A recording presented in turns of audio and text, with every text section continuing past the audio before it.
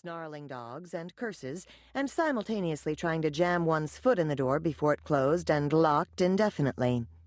Doorstepping could take hours, and you couldn't even move from the spot to go to the bathroom, because if you missed your target and, God forbid, someone from the Post or the Daily News got them instead of you, your ass was Martman grass. "Who fucking cares if there's a storm? It's your goddamn job!" Martman yelled into the phone. Before Martman could hang up on her or work himself into more of a lather, Penelope tried to ask him about the court reporting position that had just opened up, the one she had volubly coveted for 5 years. "Well, okay, but did you make a decision on Kershank's job? You said I was the front run—" "Just get the goddamn story!" Martman screamed, cutting her off before hanging up. Sammy Kershank had given notice a month earlier to go work for Newsweek, leaving his job as a Manhattan court reporter tantalizingly open. Penelope, who'd been slaving away under Martman's iron fist, proving herself as a gar, had been eyeing the position since she'd started at the Telegraph 7 years earlier. Penelope sighed.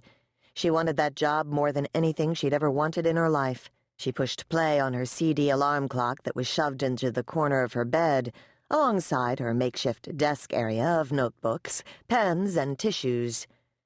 "She works hard for the money," Donna Summer belted out. "So hard for it, honey, so you better treat her right. All right." "You tell 'em, Donna."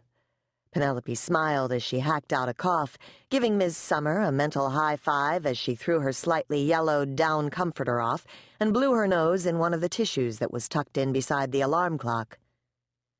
Penelope had moved to New York in 2002, after 4 years of struggling through a journalism major at Ohio State University.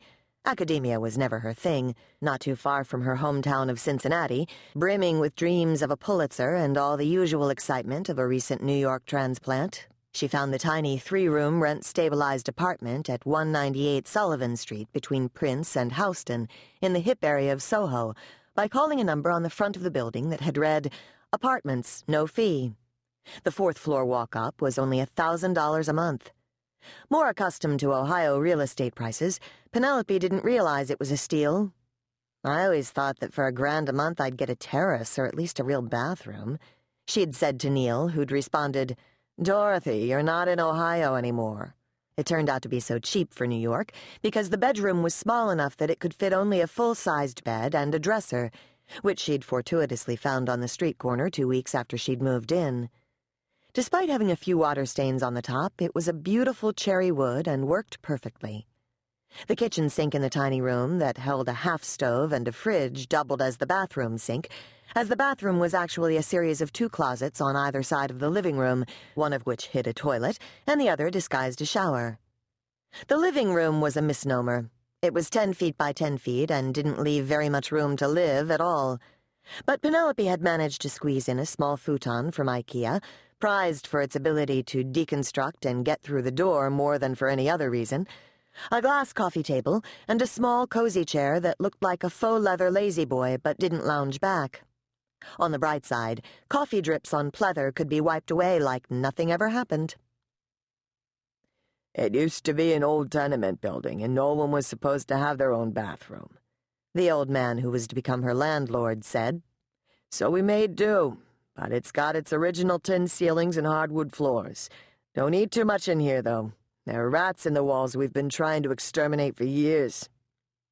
Penelope took the apartment immediately, despite the palpable presence of rats and absence of terrace, more out of necessity than anything else, and set about getting a reporting job. After a brief and unhappy internship at a financial weekly that lasted the duration of a single issue, she met someone who got her a job as a copy kid at the New York Telegraph, a tabloid with headlines like "Kabloomy!" about American troops bombing poppy fields in Afghanistan, or "Isaiah, you're fired!" about Isaiah Thomas being dismissed from the Knicks after losing a sexual harassment case against a coworker he'd continually referred to as a bitch. 2 years later, Penelope was promoted from copy kid, where basic duties included getting coffee for any editor who felt thirsty and lazy, basically all of them, collecting packages from the messenger center, running errands, and sorting mail, to general assignment reporter. She was a great gar. She'd go anywhere, do anything, ask the most ridiculous questions, and could gain almost anyone.